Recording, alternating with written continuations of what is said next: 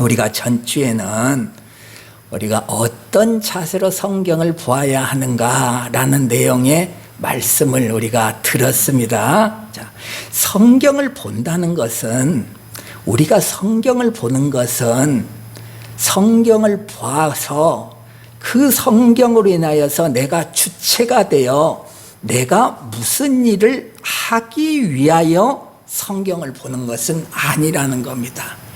절대 내가 주체가 돼서 무슨 일을 하려고 성경을 보는 것이 아니라는 것. 성경을 본다는 것은 그저 하나님을 바라보는 겁니다.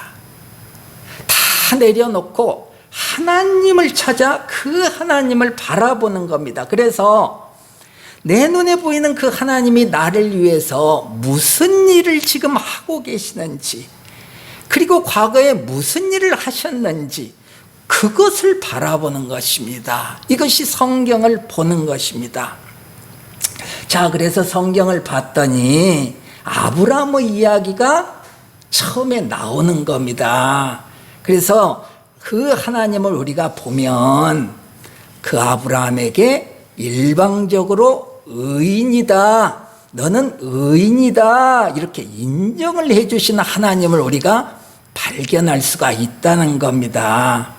이렇게 너는 의인이다 라고 일방적으로 약속을 해 주신다는 것은 무슨 뜻이냐? 널 아들을 낳는 자로 만들어 주겠다, 그런 뜻입니다. 요 말은 다시 말해서 무슨 말이냐 하면은, 너라는 아브라함을 내가 만들어서, 내가 창조하여 정말로 온전한 아들의 모습이 되게 하겠다, 그 얘기입니다. 우리 익히 많이 배웠죠. 모리아산에서 아들을 낳는다는 것은, 이것이 내가 낳은 아들이 아니라 하나님이 낳은 아들이라는 것을 증명한다는 것은, 내가 하나님의 아름다운 아들로 창조되었다, 그런 뜻하고 일맥상통하는 겁니다. 우리 이제 잘 알고 있습니다. 그래서 이를 위해서 하나님이 미리 아브라함을 의인이다 이렇게 불러주시는 겁니다. 그러니 아브라함을 지금 바라보면 전혀 의인답지가 않죠. 그러나 하나님은 의인이다 이렇게 미리 인정을 해 주시는 겁니다. 인정을 해 주신 다음에 하나님의 창조가 있게 되는 겁니다. 그래서 정말로 의인다운 자로 만들어내시는 것입니다. 어떤 자요?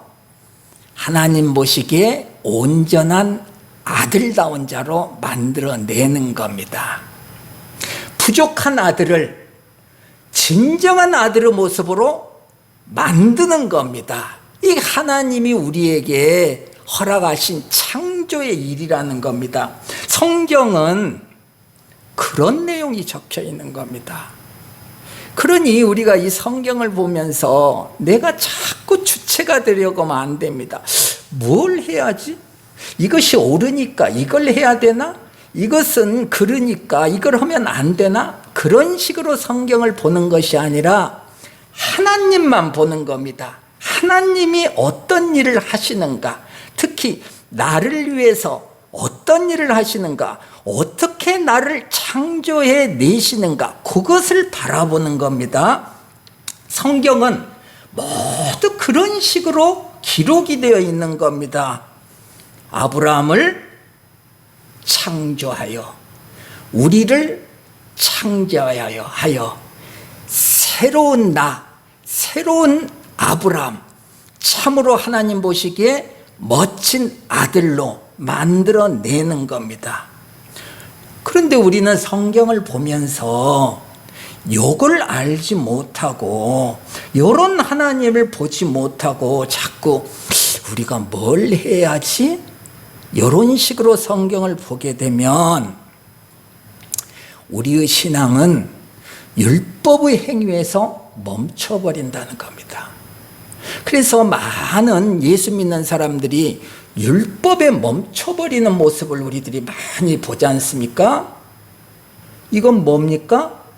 열심히 신앙생활을 했는데 바리새인에서 멈춰버리는 겁니다. 예수님이 바리새인에 대해서 자꾸 말씀하시는 것은 그들을 하나님의 아들로 바꿔주기 위해서 바리새인에게 자꾸 말씀을 하시는 겁니다. 하나님의 생명이 들어있지 않는 자들은 예수님의 말씀을 들을 필요가 없습니다. 하나님이 그를 만들기 위해서 말씀을 하시고 꾸중을 하시는 것이지, 너 지옥에 나가버리라, 그래서 꾸중을 하는 것이 아니라는 겁니다.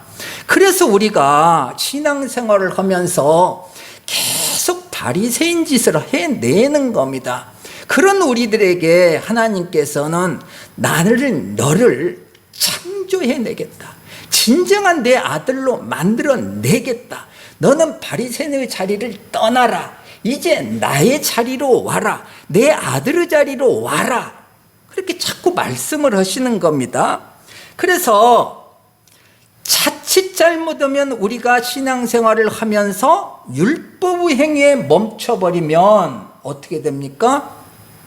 하나님께서 원하시는 율법의 완성과는 전혀 관련이 없는 자가 되어버리는 것입니다. 우리는 율법의 완성을 향해서 나아가는 자들이며, 예수께서 그 십자가에서 나는 다 이루었다라고 말씀하시는 것은 뭡니까? 율법의 완성을 그 십자가에서 이루어내셨다는 겁니다. 예수님이 그 율법의 완성을 이루어내셨는데 그 완성을 바라보지 못하고 율법에 멈춰버리면 어떻게 되겠습니까? 그러니 이 성경을 바라보면서 나가 주체가 되는 것이 아니라 자꾸 하나님이 주체가 되어야 된다는 겁니다. 하나님을 보는 겁니다. 이 성경을 보면서 내가 무엇을 해야 되느냐, 저 사람은 왜 안 해, 그걸 바라보면 절대로 안 됩니다.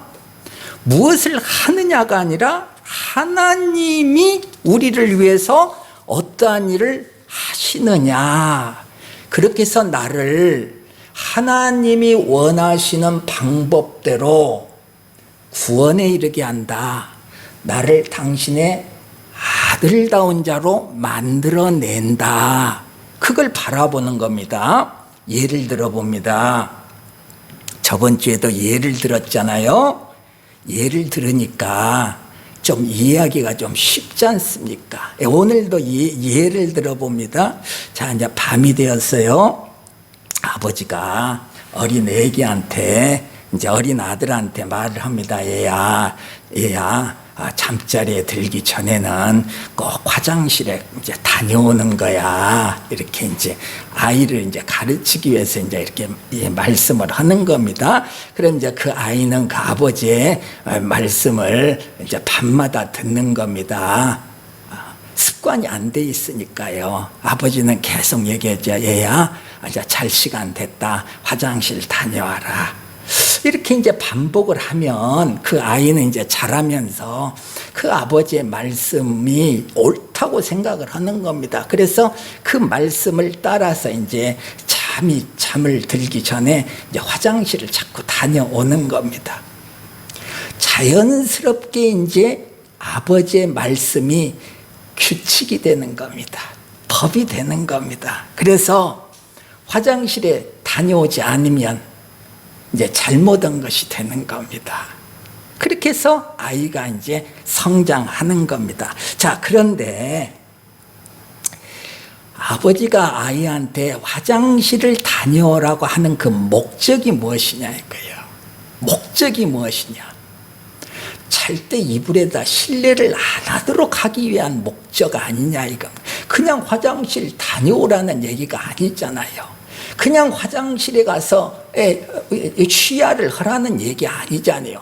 쉬야를 함으로 인하여서 잠자리에다가 실내를 안 하는 아이가 된다는 거죠. 그게 목적 아닙니까? 이거 뭡니까?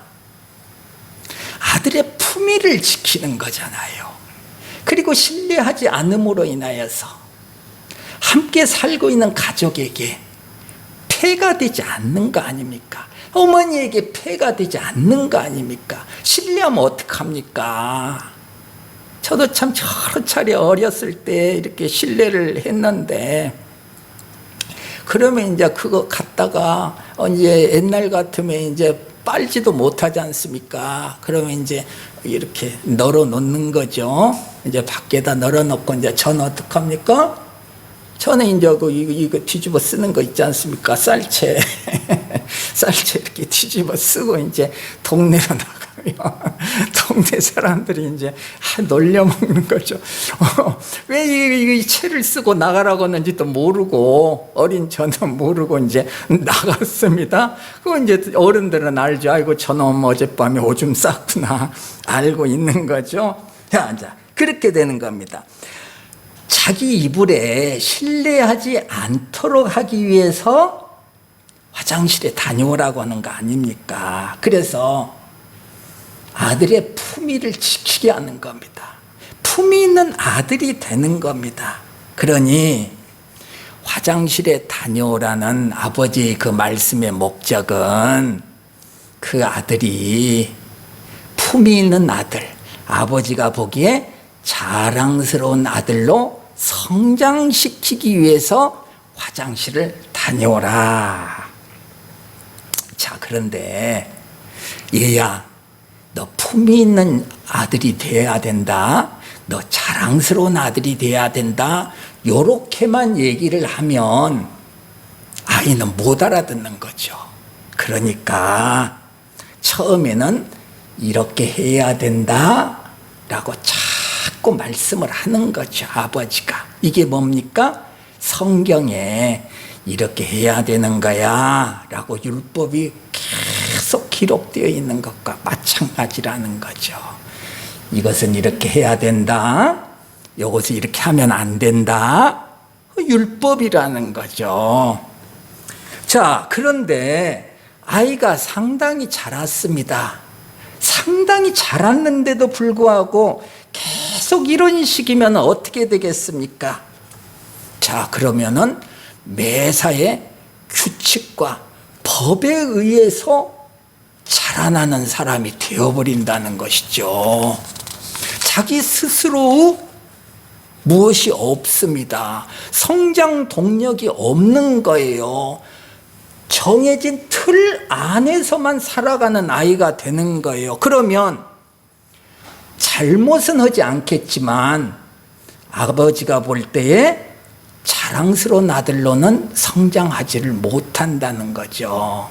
이게 뭡니까? 우리의 신앙으로 말하면 주일 성수는 잘합니다. 그러죠?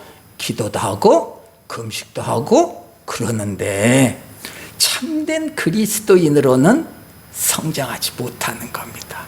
이렇게 되는 겁니다. 자, 그러니 우리가 하나님을 신앙하는 목적이 무엇입니까?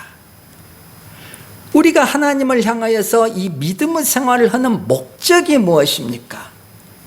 하나님 아버지의 아들다운 자가 되는 것이 목적이라는 거죠. 율법을 지키는 것이 목적이 아니라 아들다운 멋있는 아들이 되는 것이 신앙의 목적이 되는 거죠. 그래서 그 하나님 아버지를 경외하며 그 하나님을 사랑하고 그리고 이웃을 사랑하는 그런 멋진 하나님의 아들이 되는 것이다. 이렇게 멋진 아들이 되었을 때에 그 아들은 자동적으로 율법을 잘 지키는 사람이 되어 있다. 그러니까 율법이 목적이 아니라 아들이 되는 것이 목적이다 이거죠. 아들이 되면 율법은 자동적으로 따라오게 되어 있다. 목적이 뭐예요? 하나님의 아들다운 자가 되는 것이 목적이라는 거죠. 그래서 이렇게 하나님의 아들다운 자의 모습을 성경에서 대표적으로 딱 표현을 해놨는데 그 모습이 어떤 모습이냐? 모리아산에서 자기의 독자 이삭을 바치는 아브라함의 모습으로 성경은 설명을 하고 있다는 거죠. 이것이 대표적으로 하나님의 아들다운 자의 모습이다. 그래서 이 모습을 아브라함이 예배를 드리는 모습으로 표현을 하면서 성경은 이것을 뭐라고 설명을 하냐면 약속의 아들을 낳는 자, 이렇게 설명을 하고 있다는 겁니다. 그 모리아산에서 자기의 아들 이삭을 죽이는 그 아름다운 예배의 모습을 성경은 약속의 아들을 낳는 자의 모습이다, 이렇게 설명을 하고 있다는 거죠. 그래서 여러분들은 그동안에 이 내용을 다 전에 들었지 않습니까? 그러니까 쉽게 이해를 할 수가 있는 거죠. 그래서 오늘 누가복음의 시작은 무엇이냐? 아들을 낳는 자의 모습으로 시작을 한다는 거죠. 지금 오늘 본문을 보면 이제 누가복음의 시작 아닙니까? 아들을 낳는 자의 모습을 딱 보여주면서 지금부터 시작한다, 복음이 시작된다, 이렇게 시작을 한다는 겁니다. 자, 뭡니까? 사가랴와 엘리사벳이 부부가 되어서 어떻게 아들을 낳게 되는가로 시작을 한다는 겁니다. 지금 이 누가복음이. 자, 이제 보십시오. 유대왕 헤롯 때에 아비야 반열에 사가랴라는 제사장이 있었습니다. 자, 그때 당시에 제사장들이 많이 있었지 않습니까? 그래서 이제 이 제사장을 24반열로 놓았습니다. 24반열로 놓아놔서 1반열, 2반열, 3반열, 4반열 이렇게 쭉 순서대로 이제 안식일에 이제 가서 성소의 일을 담당하면서 제사를 드리는 겁니다. 그렇게 해서 이제 다음 안식일이 딱 되지 않습니까? 그럼 다음 안식일이 되면 이제 다음 이 성소의 일을 담당해야 될 반열하고 지금 앞서 이 성소 일을 담당했던 두 반열이 함께 그 일을 하는 겁니다. 그래서 이제 이 안식일 날 함께 그 일을 하고, 그리고 앞반열은 이제 인계해주고 가는 겁니다. 그럼 이제 뒷반열이 그 일을 이제 또 일주일 동안 담당하는 거죠. 이렇게 해서 24반열이 쭉 돌아가면 6개월 정도 걸리지 않습니까? 계산을 해보면. 그러니까 1년에 2번 정도 이렇게 이 일을 담당한다 이겁니다. 그런데 지금 사가랴는 제8반열에 속하는 아비야 반열에 속해 있다는 거죠. 아비야 반열은 제8번, 8번째 반열입니다. 이 8번째 반열에 사가랴라는 제사장이 속해 있습니다. 제사장이니까 당연히 아론의 자손일 거 아닙니까? 아론의 자손이 아니면 제사장 역을 할 수가 없죠. 그건 법이죠. 그 이제 오늘 보면 사가랴는 아론의 자손인데 그 아내도 아론의 자손이다 이렇게 지금 기록되어 있지 않습니까? 이름은 사가랴요 그의 아내는 아론의 자손이니 뭡니까? 당연히 사가랴는 아론의 자손이어야 하지만 그 아내도 아론의 자손이다. 뭡니까? 약속된 아들을 낳기에 아주 좋은 완벽한 조합 아니냐. 봐라, 성경을 읽는 너희들 봐라. 지금 요 부부가 지금 약속된 아들을 낳아야 되는데 얼마나 좋냐. 둘 다 하나님이 택한 구별된 아론의 자손 아니냐. 좋잖아. 이렇게 시작을 하는 겁니다. 네. 자, 그래가지고 이제 어떡합니까? 하나님이 이 두 사람을 하나님 앞에 의인이라고 딱 불러주는 겁니다. 이 두 사람이 하나님 앞에 의인이니 주의 모든 계명과 규례대로 흠이 없이 행하더라. 의인이라고 딱 불러주는 겁니다. 그러면서 계명과 규례대로 흠이 없이 행하더라. 그들이 의인이면 얼마나 대단한 의인이겠습니까? 한번 생각을 해보십시오. 아무리 제사장 부부지만 의인이면 얼마나 의인이겠습니까? 그 사람들이 계명과 규례대로 흠이 없으면 얼마나 흠이 없겠습니까? 우리하고 다 똑같은 사람인데요. 뭡니까? 그렇게 인정을 해 주신다는 겁니다. 예. 자, 이것은 우리가 잘 알고 있듯이 아브라함에게 하나님 오셔서 일방적으로 아브라함이 여호와를 믿으니 하나님이 그를 의로 여기시고 나오지 않습니까? 일방적으로 의인으로 아브라함을 인정해 주시지 않습니까? 그 얘기입니다. 아브라함도 아들을 낳는 자로 만들어내기 위해서 먼저 의인이라고 인정을 해 주시지 않습니까? 이들도 아들을 낳는 자를 만들어내기 위해서 지금 의인이라고 딱 인정을 해 주시는 거죠. 미리. 예. 이건 뭡니까? 아브라함을 구별해서 의인이라 부르시고 아브라함이 그 의인의 길을 가게 하여 약속된 아들을 낳듯이 이 사가랴도 똑같이 의인의 길을 가게 하여 약속의 아들을 낳게 하신다. 같은 내용 아닙니까? 이 내용이 우리에게도 동일하게 적용이 된다는 겁니다. 예. 그런데 문제는 뭐냐? 의인의 길이 쉽지 않다는 것이 문제라는 겁니다. 의인의 길이 쉽지 않습니다. 어떻게 쉽지 않아요? 오늘 보면은 엘리사벳이 잉태를 못함으로 잉태하지 못하는 고통의 삶이 오랜 세월 동안 지속이 된다는 겁니다. 이게 의인입니다. 의인으로 딱 부름을 받은 사람의 삶이라는 거죠. 잉태하지 못하는 고통의 삶의 연속이라는 거죠. 그래서 아브라함과 사라도 잉태하지 못하는 삶을 오래 살았지 않습니까? 우리 잘 알고 있잖아요. 그래서 지금 사가랴와 엘리사벳도 잉태하지 못하는 삶을 지금 오래 살아내고 있는 겁니다. 그래서 엘리사벳이 잉태를 못함으로 그들에게 자식이 없고 두 사람의 나이가 많더라. 이런 기록이 있다는 겁니다. 자, 왜 이렇게 나이가 많도록 잉태하지 못합니까? 왜 하나님이 이렇게 잉태하지 못하게 하는 겁니까? 우리는 이제 알고 있어요. 자, 창세기를 공부했죠? 젊어서 아이를 낳으면 어떻게 됩니까?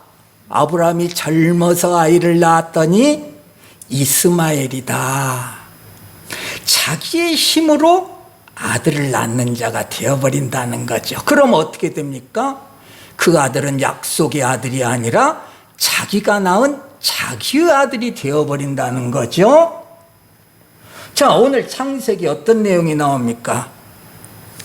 이스마엘이 이삭을 멸시하는 내용이 나옵니다. 예, 하갈의 아들이 이삭을 놀리는지라 이 내용이 나옵니다. 뭡니까? 신약에 와서 우리는 이 내용을 잘 알고 있죠. 이스마엘은 자기의 의의를 상징하는 거야. 이삭은 하나님의 의의를 상징하는 거야.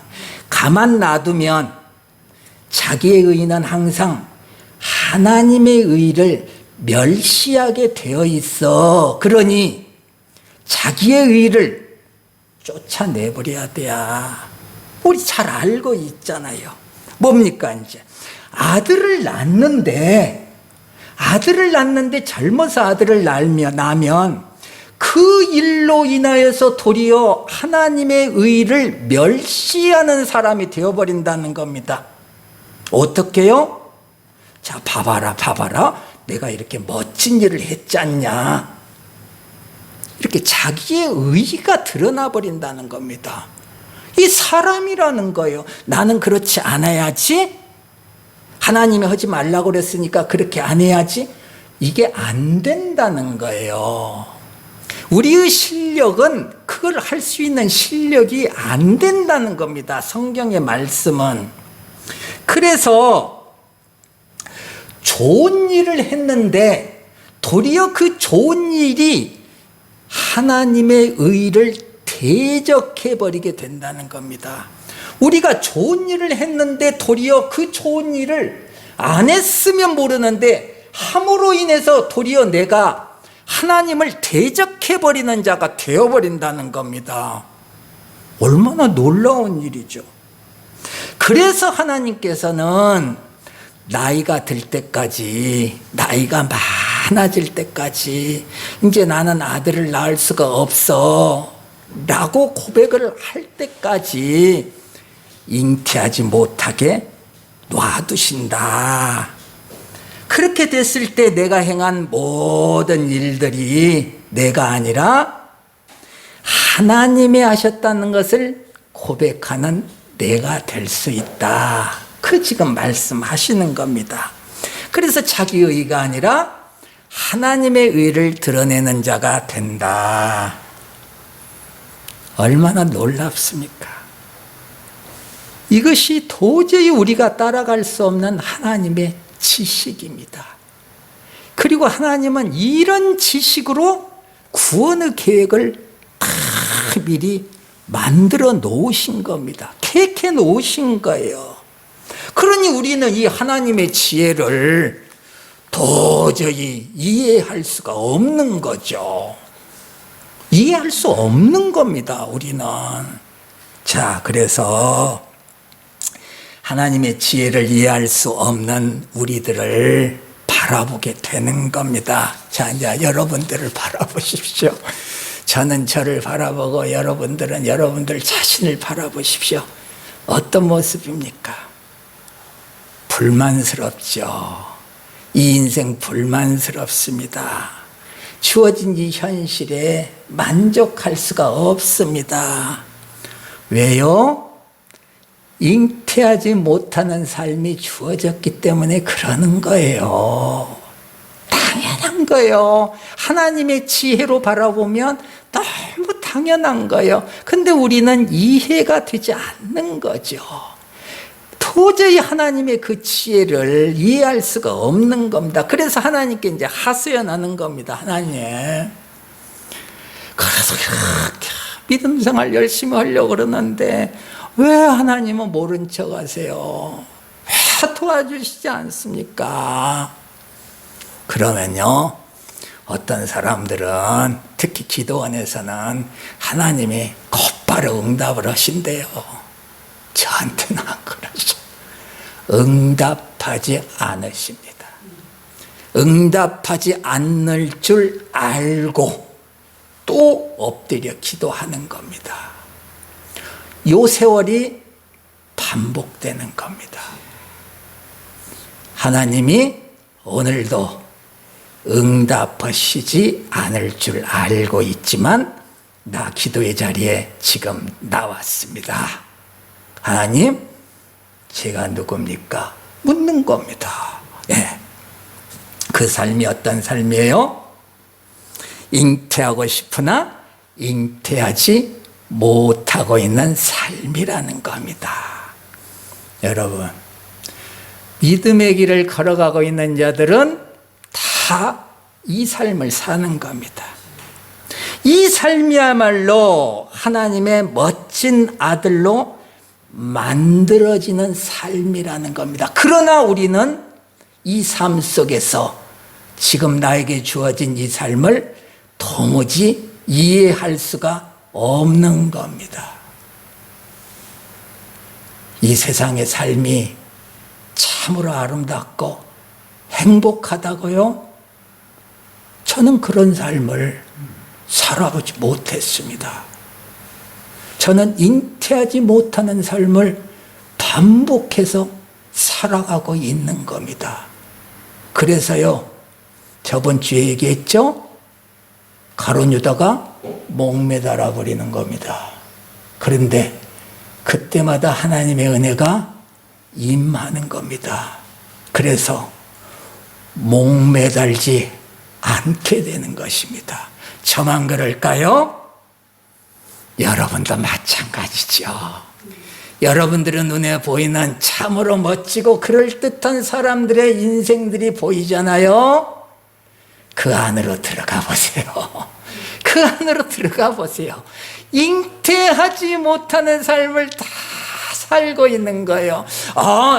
저 사람은 아닐 것 같은데, 네, 그런 사람도 있을 수 있습니다. 그러나 주의 성회에 들어갈 때가 되면요, 왜 그랬는가가 밝혀지는 겁니다. 그래서 도리어 잉태하지 못하는 삶을 살고 있는 나를 인정하는 겁니다. 이것이 믿음의 길이라는 거예요. 그래서 이 믿음의 길을 살아내고 또 살아내고, 아이고 여기서 이제 그만 멈추고 싶다. 그러나 목매달지 못하고 또 살아내는 겁니다. 이렇게 살아낼 때에 어느 날부턴가 희미한 빛이 비치게 되는 거죠. 하나님의 응답입니다.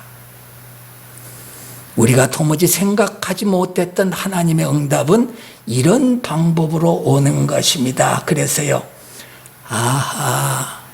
이것이 하나님의 뜻이었구나.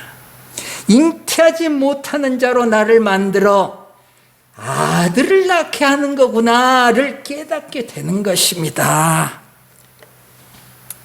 주어진 현실이 여전히 우리에게는 두려움으로 다가옵니다. 주어진 형편이 참으로 불만스럽습니다. 영원히 잉태하지 못할 자가 되어버릴 것 같기도 합니다. 그러나 우리 모두에게는 하나님의 때가 가까이에 있습니다. 지금 다 마찬가지입니다. 하나님의 때가 가까이 다가와 있습니다. 아브라함도 그랬고 사가랴도 그랬습니다. 그들도 모두 그때가 되니 잉태하여 아들을 낳는 자가 되었습니다. 성경이 지금 그 얘기하고 있는 겁니다. 그들도 너와 똑같은 그 세월을 살아냈다. 지면이 좁아서 내가 그 고통스러운 삶, 그들의 삶을 다 기록 안 했다. 다 뺐다. 좋은 것만 몇 개 좀 넣어놨다. 그리고 한두 개, 힘든 건 한두 개 넣어놨다. 그러나 실질적으로 그의 삶을 보면 너보다 훨씬 더 잉태하지 못하는 삶을 살았어. 너는 지금 그 사람들한테 비하면 정말로 쉬운 삶을 살고 있는 거야. 하나님이 지금 우리 모두에게 그렇게 말씀하시는 겁니다. 그래서요, 그들이 아들을 낳는 자가 되었듯이 우리 모두도 하나님의 아들을 낳는 자가 된다. 어떻습니까? 주어진 현실, 아들을 낳는 자의 이 삶 잘 살아내시기 바랍니다. 우리 주님, 우리 삶이 어떤 삶인가를 오늘 또 이 시간에 주님께서 보여주십니다.